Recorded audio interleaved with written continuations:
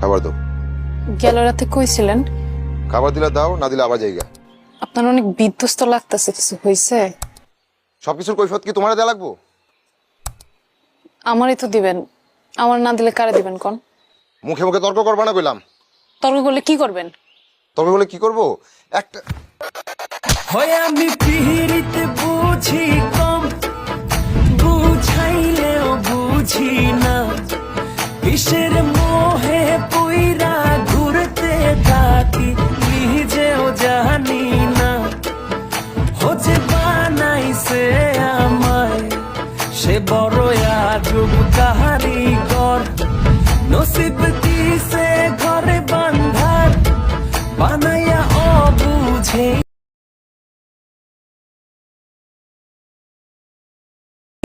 নাই। সত্য মানুষ হইতে চাই।